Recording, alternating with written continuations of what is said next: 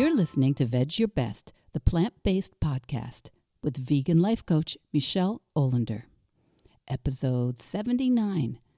Does being vegan even matter?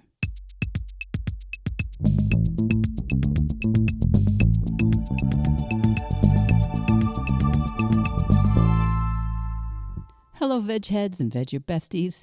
Welcome back. Welcome back to Vedge Your Best. My name is Michele Olander. I'm a certified life coach, a practicing vegan, and I'm here every week to encourage you to eat more plants and set an impossible goal, whatever that is for you. Today, we're on episode 79, and you know, sometimes the news really comes at you fast. And the funny thing about recording these episodes ahead of time, it means you and I are always time traveling. I am always talking to you from the past. You are always listening to me in my future. And sometimes we're time traveling just a few days or a week apart, if you're one of my current subscribers listening on Tuesdays when the episodes drop. Or sometimes if you're a Vedge Your Bestie living and listening in the future, we might be time traveling years, decades. It's very possible. I don't know, but it's possible.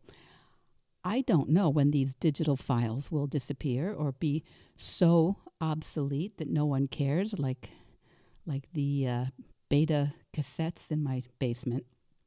But the other day, a friend said to me that my grandchildren and great-grandchildren will be able to get to know me through these podcasts, these MP3 files that I'm creating. And that kind of blew my mind. So, Eddie, Oliver, Nico, and you others that I don't know about quite yet, I love you. I love you, and I want you all to eat more plants and set an impossible goal, okay? So there's always a time lag between us, between you, my dear listener, and me. The way there's always a time lag between our thoughts and ideas and the futures that we create with them. And on days like this, when the news is coming at us so fast, I sometimes find reaching out to you in the future a little more challenging. Right now, as I sit and record this, the war launched by Putin in the Ukraine is dominating the news. And it's news that hits quite a number of my loved ones and friends directly. As I know, it also impacts many of you, my listeners. And if my emails and conversations this past week are any indication at all, many of you are finding it hard to concentrate on some of your goals.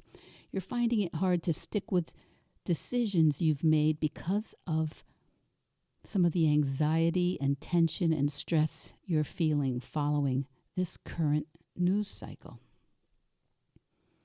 So, if you are in the future and peace has come to Ukraine and Russia, my guess is that there may be some other unwelcome news or challenge facing you and your loved ones. So unfortunately, what I talk about today is probably applicable wherever the time traveler goes. Stuff happens. Terrible things happen. And sometimes those circumstances hit us hard, and we feel as if what we've been doing, what we've been concentrating on or working on, that it doesn't matter. Does being vegan matter in a world at war? There are big issues out there, huge issues, and we may be forgiven for thinking, what difference does it make if I'm vegan or eating plant-based or building a new business or writing a book or pursuing my impossible goal? What difference does it make when there are all these enormous things taking place in our world? Well, I want to share a thought or two with you today about this because, as many of you know, my husband and I were both raised in families that had been displaced during the Second World War in Europe, and they were the lucky ones. Very, very lucky ones. The lucky ones among their extended families and among their colleagues, among their countrymen and friends.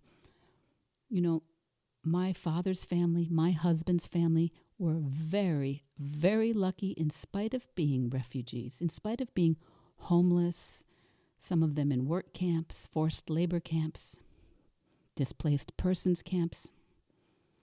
I won't go on, but they were homeless for many years, lost everything they owned, had no idea what would become of them. So their scope of reference, day to day, their scope of possibility was sometimes moment to moment.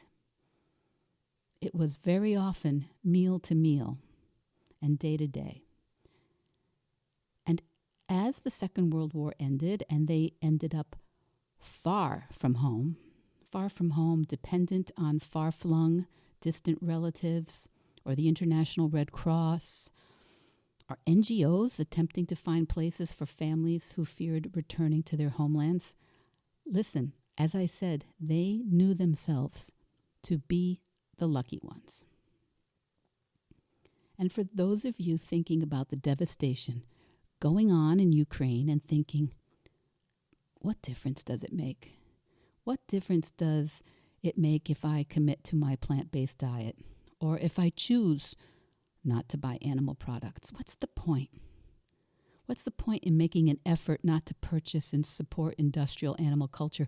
Why even bother fussing so much about sustainability and climate change and water pollution when there's so much suffering going out there? I know, it's a natural thought, and I have had thoughts like that. Most of my friends have mentioned this last week how surreal it feels to worry about day-to-day concerns, about our goals and plans. Things like decluttering and writing and fitness and personal growth when there's a war on, when there are burning nuclear reactors, when there is a refugee crisis in Europe and a threat of wider weapons that may be used. It is completely normal to think this way, to wonder. But listen, let's interrogate it for a second. Does it make sense? If I slide on my priorities of physical and environmental health, and if I take the easy route and just buy into the industrial agricultural economy of cheap, tortured animals, if I give up on my plans and hopes or designs for the future, am I actually helping anyone? Is someone out there getting some sort of assistance or solace or food or hope for the future if I drop what I've been working on? If we could time travel to the future, would someone there potentially thank us for just deciding to be apathetic and hopeless and checked out? And if the you of the future could time travel back to you right now, would future you encourage you to give up because, hey, it's not going to matter? I'm sitting here recording this episode, number 79 of Vedge Your Best, so that you will hear it sometime in the future. I won't be with you when you hear it.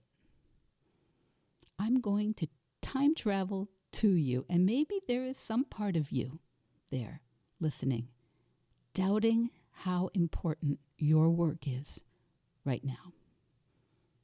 You might be doubting how important your health concerns are right now, doubting how important your engagement in the arts or in business or planning a family or writing a book is. And you might be watching the news and wondering if it matters.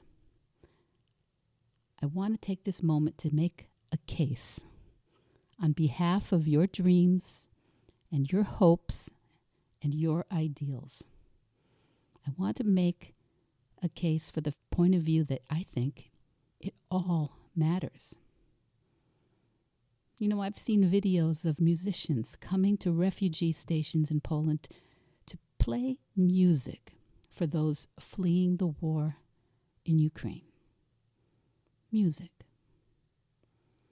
Refugees in Ukraine or in the Middle East or in Africa or on the U.S. southern border or anywhere else in the future, they don't need you to give up on your work, on your commitments and your ideals. I wanted to share with you something I read this week. The magnificent Jane Goodall recently said something that bears repeating. If we all lose hope, said Ms. Goodall, then we are doomed. I've met many people, she says, who don't have hope, who say they feel helpless and hopeless, and I say to them, well, that's because we're always being told to think globally and act locally. But if you think globally, you're just so depressed. Because every day we're bombarded by bad news. But turn it around. Turn it around to something that you feel, you know, I'd like to do something about this, whatever it is. And maybe it's you yourself, or maybe you and others get together and you start doing something and you find you make a difference. And then you're able to notice that there are in other parts of the world people who feel like you do and are taking local action. And then you've made a difference, and they've made a difference. And that's inspiring to other people. It's an upward spiral of growing hope with action. End of quote. That's Jane Goodall, age 87 as I'm recording this, and someone who just so happens to have been a long-time vegetarian and in more recent years, a practicing vegan. So don't take it from me, okay? Take it from Jane Goodall. The future needs you. We need you. We need your contribution. We need you as healthy and as strong and as committed and as accomplished as you can be. The future needs you. And you know there's only one place to build the future. Now. You heard it here today. Whenever that is, whenever you happen to listen, all the lessons of the past all point to you. Right now. We need you. You are the time traveler we've been waiting for. Let me know how we can all cheer you on. Vedge Your Best podcast production, music, and editing by Charlie Weinshank. Thanks, Charlie. Before you go, it would mean so much to me and the Vedge Your Best team if you would hit subscribe, leave us a 5-star review, or share with someone you think might be interested. Something about algorithms, it helps bump us up a little in the rankings, and that's the best way to help others find the podcast and for us to find our audience. So, until next week, make it easy and veg your best.